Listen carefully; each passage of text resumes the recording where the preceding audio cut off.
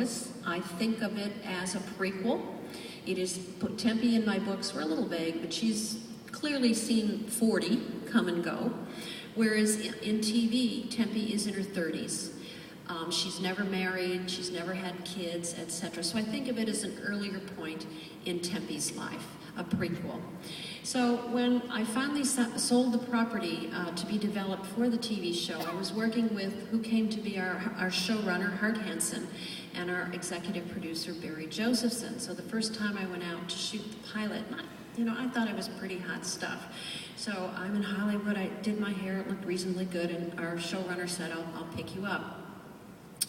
Oh, I forgot to mention, Hart Hansen came up with a very clever kind of a flip around thing, which was emphasized somewhat in a couple of episodes that we just aired in the last couple of weeks.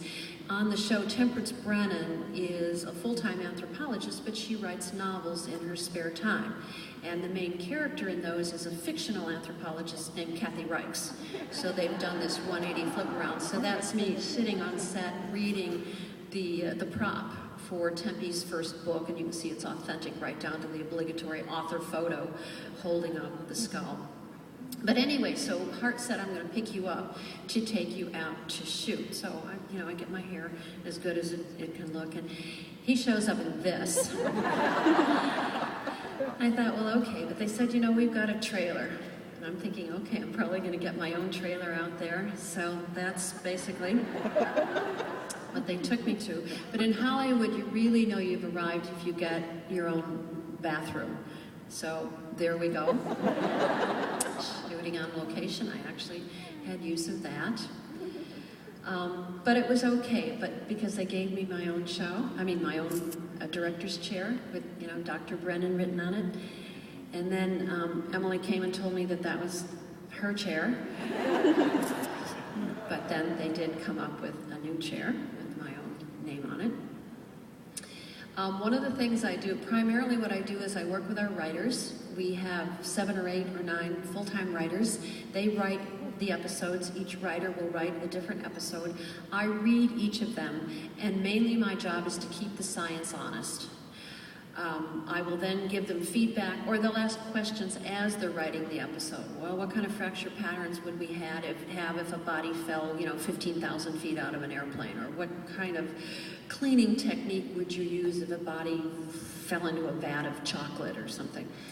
So and then I read the scripts and I give them feedback. The other thing I do is I helped in constructing the sets and in keeping our props relatively authentic. Here you can see this is when it was under construction. That's our forensic platform there. Those are the storage areas that are both in the Uki room, as we call it, and also in Angela's office. These nice, floor-to-ceiling backlit plexiglass compartments.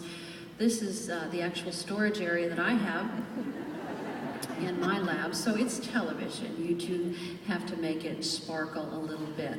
Our props people are amazing, however. The one on the lower left, this is the one that they had to put in the in the rhubarb in order to there was some sort of accretion on it, I don't remember. So TJ Tyne, who plays Hodgins, and one of the assistants, Nigel Murray, had to dunk it into rhubarb. And if you get anything incorrect, this is true of the books as well. I got many, many emails telling me that it wouldn't be the rhubarb leaves, it would be the rhubarb leaves, it wouldn't be the rhubarb stalks that would work. The one up there is the one with the guy with the horns who thought he was the devil and had horns surgically implanted. This was Our Lady in the Lake. You have your favorites, so the Lady in the Lake is kind of she's the one second to the right, I'm the one on the far right. And then that's our 2 executive producers. Barry Josephson, next to the Lady in the Lake, he just did the feature film Enchanted, and he's now doing a sequel to that. We're in building 1. We used to be in the old writers building, and then Kelsey Grammer said he wanted it, so we had to move. But we actually moved up. Building 1 is the Stephen Bochco building, so we have quite upscale offices in that building. You spend a lot of time running around the lot in these little golf carts. We have two big, you can see Maryland in the distance there down between the sound stages on the Fox lot. We have permanent sets in two of these huge, they're like airplane hangars. In one of them, for example, there you see Emily talking to Michaela, who plays Angela, and down below, this is the scene where Hodgins was doing the nunchuck thing and just whacked himself in the head with the thing. So that's the forensic platform that's in one of these sound stages. We also, there's a street on the lot. If you ever go there and take the tour, they'll take you down this street. It was used for Hill Street Blues, and it's used for many, many different shows. The facades are just changed. So that's where we have a lot of our diner scenes. There you see me standing in the doorway to Tempe's office, and down below that's another of our permanent sets. That's outside Seeley Booth's office at the FBI building. You spend a lot of time sitting around what's called Video Village. The Video Village is constantly moved depending on where the shot is being done. On the upper right you see, starting in the background, that would be Ian Toynton, who's a director of many of our episodes. It changes from episode to episode. Next to him is our cinematographer, and then next to him is our first AD, who, you know, yells at people and says be quiet and that sort of thing. This is what it looks like when the lunch wagon arrives. They feed you regularly according to union rules. The staff has to be fed every 6 hours, a big meal with a smaller meal in between at 3-hour intervals. So when the food shows up, basically everybody abandons Video Village. You get to meet a lot of interesting people.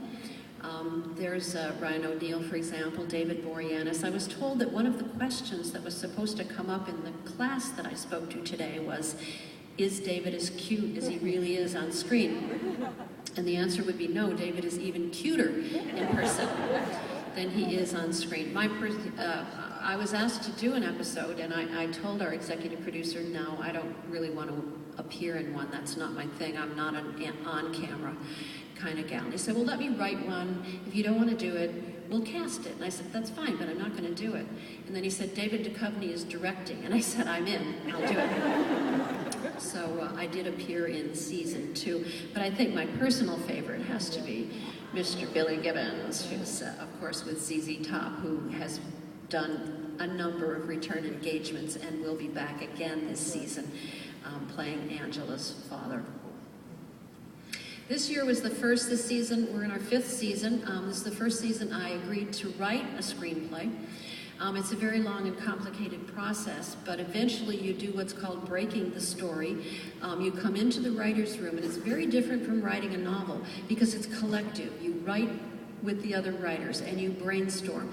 And you come in, and there's this terrifyingly empty room full of blank boards, broken down into 6 acts, because we do our shows in 6 acts.